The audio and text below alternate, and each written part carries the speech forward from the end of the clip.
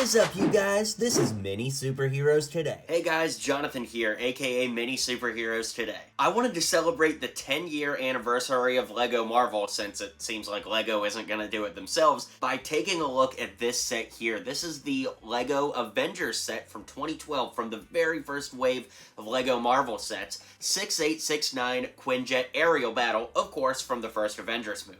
Now, I wanted to be on camera for this review, at least at the beginning, because I have to tell you a story about this set. So the year's 2012, I'm in high school, and I actually was asked to prom by a senior. I know, big game, right? Prom was the same day that the first Avengers movie was coming out, and me and my friends were so excited to go see it, but I had to go to prom. So we went to see the very first earliest screening of the movie we possibly could at like 10 in the morning. And it was awesome, obviously. We still love the movie 10 years later. But basically, my mom had my prom tux in the back of the car. I changed on the way to my date's house, and the rest was history. Well, it was awesome to see the earliest screening of Avengers possible, but it was actually torture because nobody at prom had seen the movie because I was the only person crazy enough to do that. So I'm at prom. I was kind of in my dark ages of LEGO. I liked LEGO, but I wasn't really buying anything. And danced the night away with my date. It was a lot of fun. Had a great time with a lot of people, from my high school. But then when we were changing out of our, prom attire and then getting ready to go into the fun part like zip lining and go into an arcade and all that, I had my phone with me. And I pulled out and started to look up the LEGO sets from the movie because I'm like, I wonder how accurate they are. I wonder if I could get any of these. And of course, it led into me being a huge LEGO Marvel fan, which years later has spiraled into this channel. So I felt like that was a cool story to share. Well, maybe not cool, but a good story to share. Because this set, I look at it and it's like, man, it's responsible for pretty much everything that's happened with Mini Superheroes Today. The entire wave of these Marvel sets, but in particular how epic this set is what brought me into the LEGO fandom again, head first, and I haven't looked back since. So I thought that would be an awesome story to share with you guys, and I also wanted to let you know that I'm going to auction off this exact set on Whatnot very soon. I'm not sure of the date as of this video, so what you want to do is use the link in the description below to follow me on Whatnot and keep an eye out because I am going to auction this, and you could get this exact set I'm about to review for your collection from me to you. So follow me on Whatnot and stay tuned for that.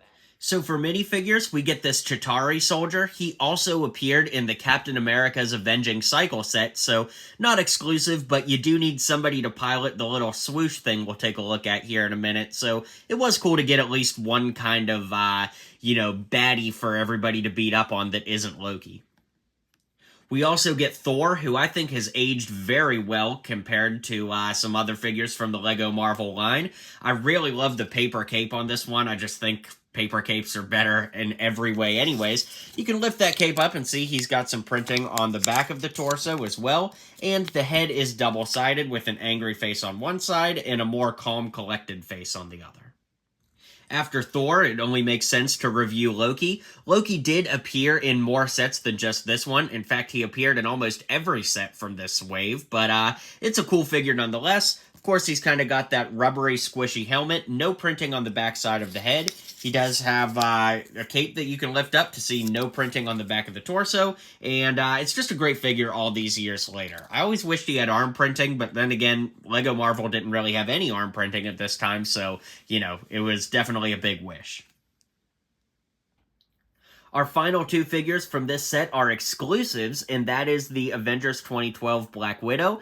I always thought it was a little strange that the skin printing on her neck doesn't match the color of her face at all. It's almost like she got too much of a tan there, but regardless, it is a pretty nice figure, but I think that the Black Widow figures have gotten better over the years.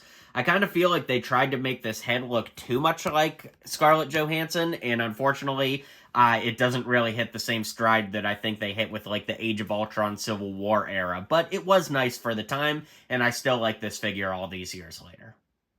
And finally, we have Iron Man, who is also exclusive to this set. Really, really cool with that circular arc reactor from the final battle of the movie. We can lift the helmet up to see an angry face on one side and a collected Tony face on the other, so that's very cool.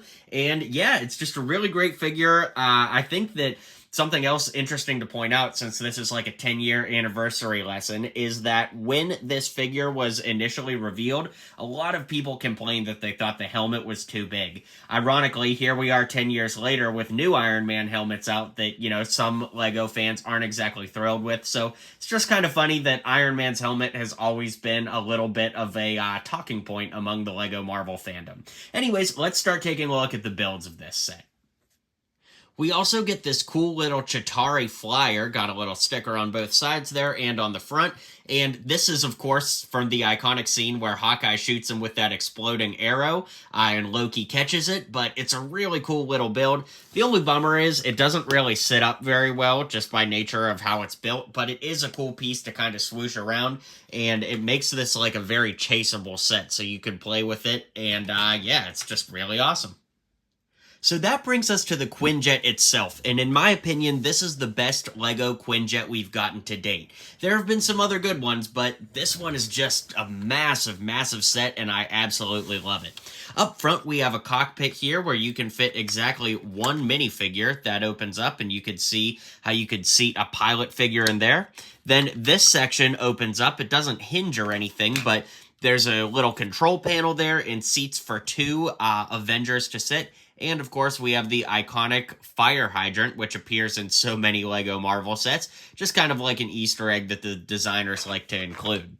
As far as the exterior, we do have some stickers right here, some big giant shield stickers on the wings. Speaking of the wings, each wing kind of has a little posability to it for, you know, some directional purposes. We've got a little button here. We'll look at that in just a moment, but the back looks phenomenal. And speaking of the back, you can open up this ramp to have your Avengers load in.